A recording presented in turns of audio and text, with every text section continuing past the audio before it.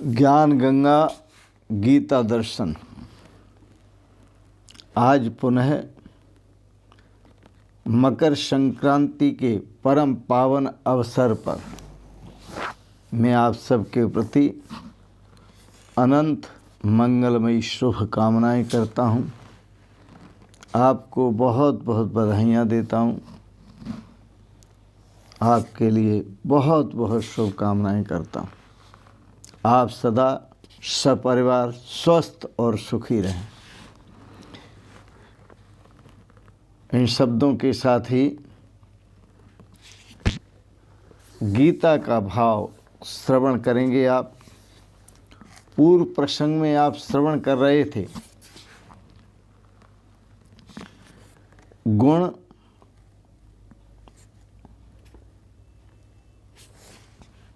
जो सर्वोपरि रहता है उसी का जीवन में प्रभाव होता है। श्रवण कर रहे थे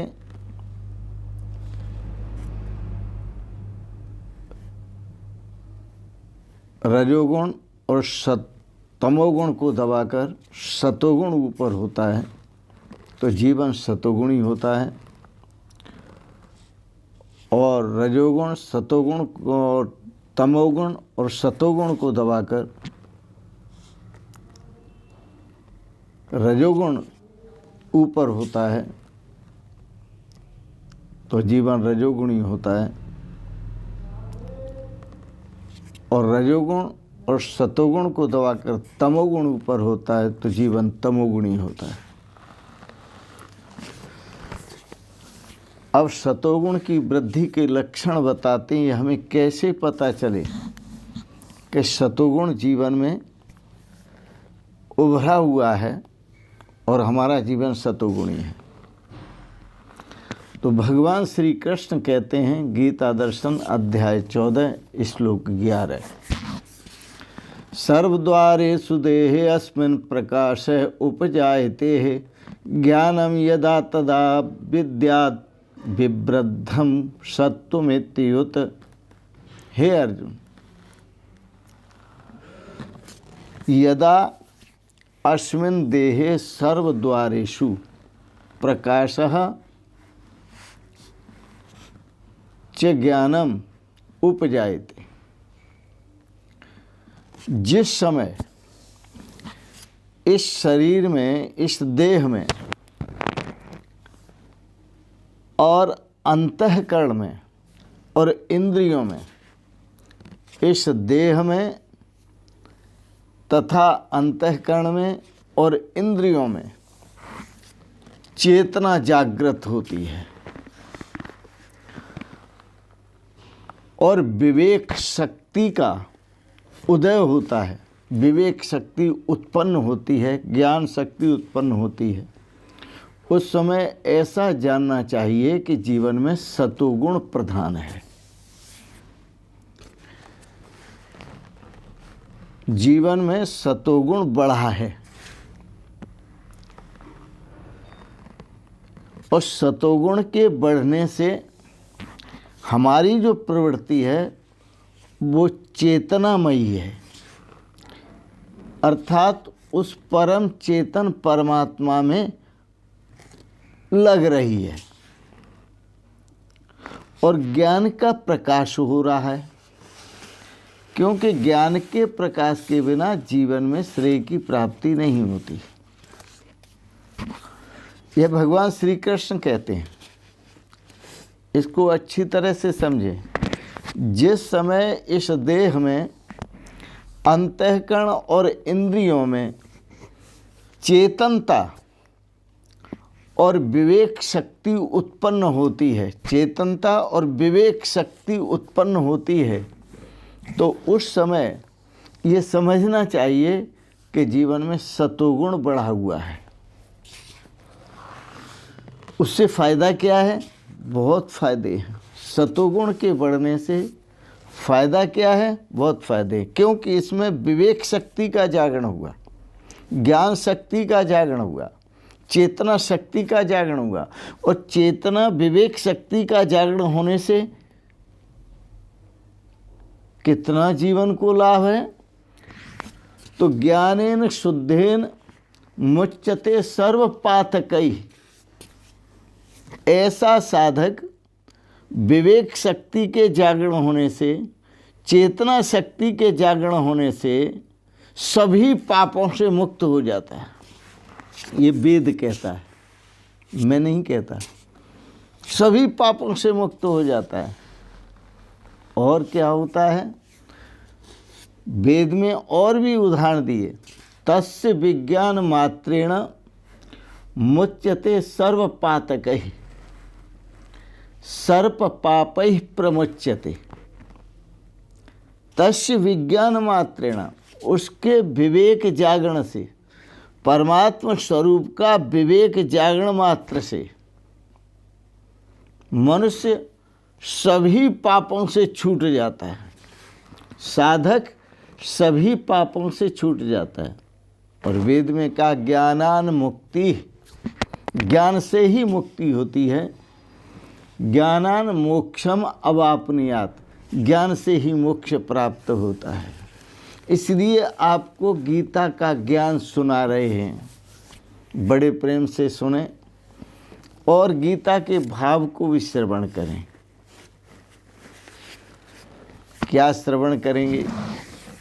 ज्ञान प्राप्त होने पर, चेतना शक्ति प्राप्त होने पर, विवेक प्राप्त होने पर हमारी प्रवृत्ति जो बनती है, भगवान के चरणों में मन लगता है, भगवान की भक्ति में मन लगता है, सत्कर्मों में मन लगता है, सत्पुरुषों का सत्संग करने में मन लगता है, सद्विचार हमारे भीतर उदय होते हैं, हमारी सद्भावनाएं बनती हैं, हमारे अंदर सद्गुणों का उदय होता है,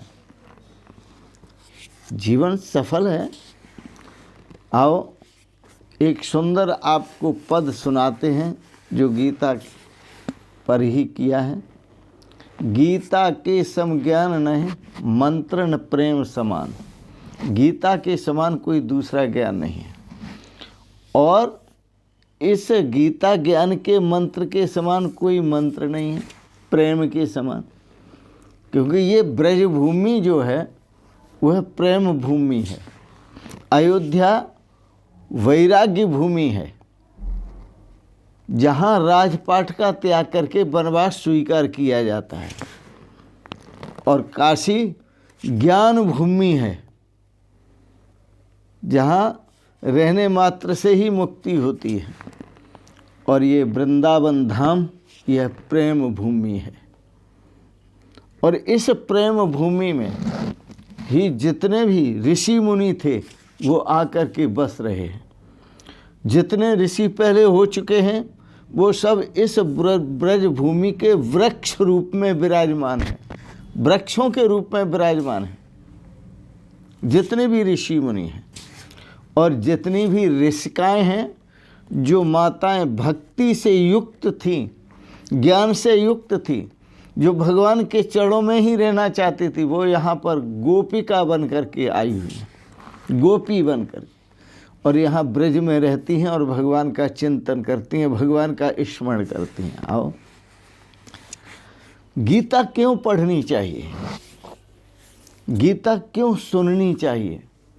श्रीमद् भगवत गीता का श्रवण करना और उसको पढ़ना क्यों? क्योंकि यह हमें हमारे निजी धर्म पर चलाती है, हमें ऐसी सीख देती है कि हम अपने धर्म का आचरण कर सकें। सनातन धर्म क्या है, यह गीता बताती है। सनातन धर्म का आचरण कैसे करना चाहिए, ये गीता बताती है। जीवन में कैसे जीना चाहिए, ये गीता बताती है। जीवन में जीते हुए अपने जीवन का जो लक्ष्य है, जो श्रेय है, वो कैसे प्राप्त करें, ये गीता बताती है। आओ, हमें निज धर्म पर चलना सिखाती रोज गीता जी, हमें निज धर्म पर चलना सिखाती रोज गीता जी, सदा शुभ आचरण करना बताती रोज गीता जी, सदा शुभ आचरण करना बताती रोज गीता जी। सदा शुभ आचरण करना, इसकी प्रेरणा हमें गीता जी से मिलती है।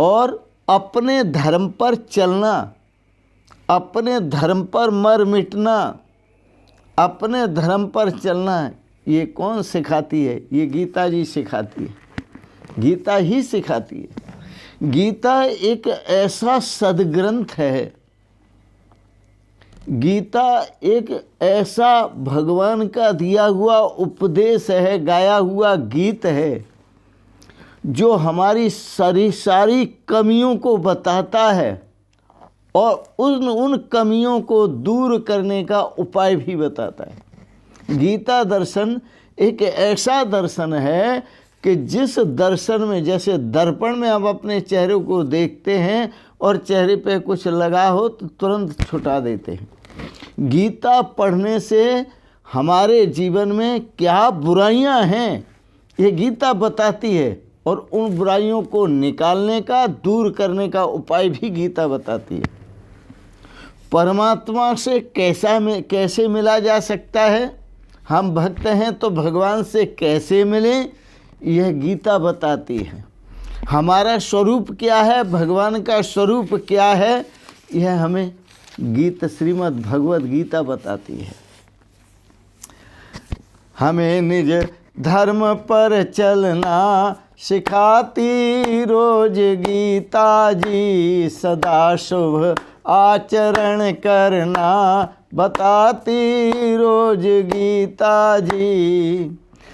जिन्हें संसार सागर से उतर कर पार जाना है, जिन्हें संसार सागर से उतर कर पार जाना है, उन्हें सुख से किनारे पर, उन्हें सुख से किनारे पर लगाती रोज गीता जी, उन्हें सुख से किनारे पर लगाती रोज गीता जी। हमें शुभ आचरण करना बताती रोज गीता जी, सदा शुभ आचरण करना बताती रोज गीता जी।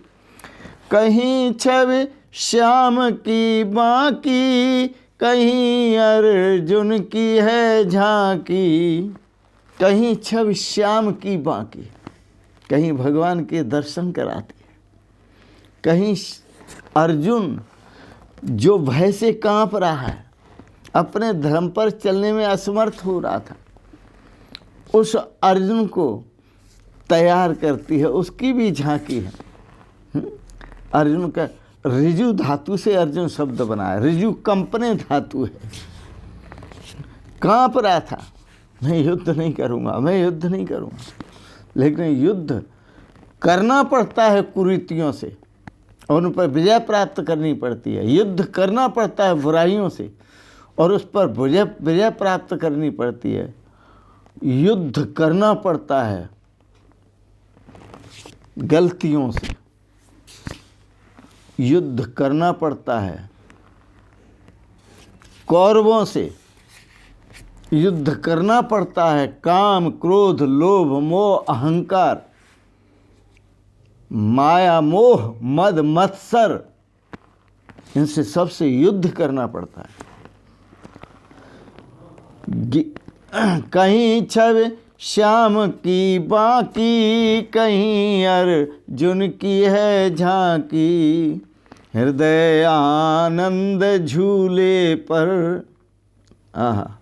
हृदय आनंद झूले पर झुलाती रोज गीता जी, सदा शुभ आचरण करना बताती रोज गीता जी, सदा शुभ आचरण करना बताती रोज गीता जी।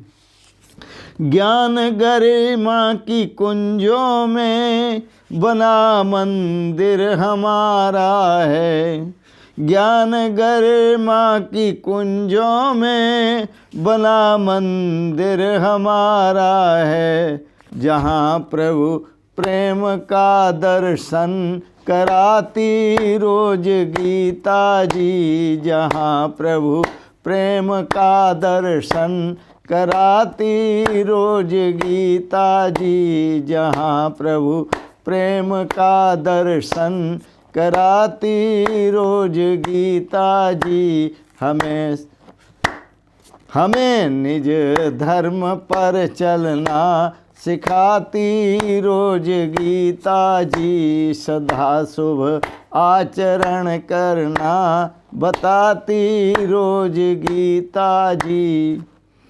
कभी वेदों के सागर में, कभी वेदों के सागर में, कभी गीता की गंगा में। कभी वेदों के सागर में, कभी गीता की गंगा में। कभी रस भक्ति में मन को, कभी रस भक्ति में मन को डुबाती रोज गीता जी। कभी रस भक्ति में मन को डुबाती रोज गीता जी। हमें शुभ कर्म करना रोज गीता जी बताती है। कितना सुंदर भाव है। कभी वेदों के सागर में और कभी ज्ञान की गंगा में और कभी भक्ति के रस में हमारे मन को डुबा देती है।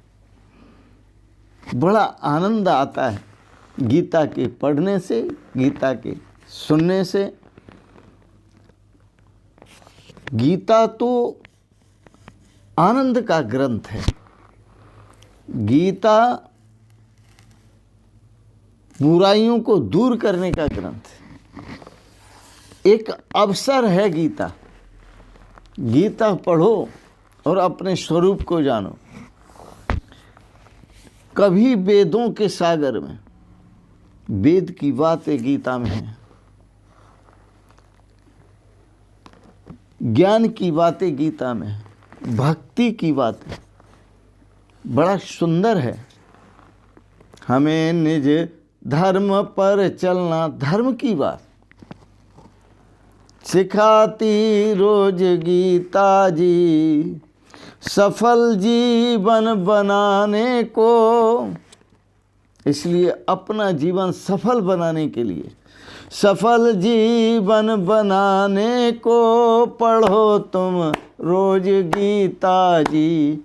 सफल जीवन बनाने को पढ़ो तुम रोज गीता जी। गुरु जी की यही आज्ञा, गुरु जी की यही आज्ञा सुनो तुम रोज गीता जी। गुरु जी की यही आज्ञा सुनो तुम रोज गीता जी। हमें शुभ कर्म का, हमें निज धर्म पर चलना सिखाती रोज गीता जी। सदा शुभ आचरण करना बताती रोज गीता जी। माँ भी बच्चे का लालन पालन करती है, उसका पोषण करती है, उसका पूरा ध्यान रखती है और बच्चे को बड़ा करती है, नभाती है, धुआती है, उसके वस्त्र साफ करती है।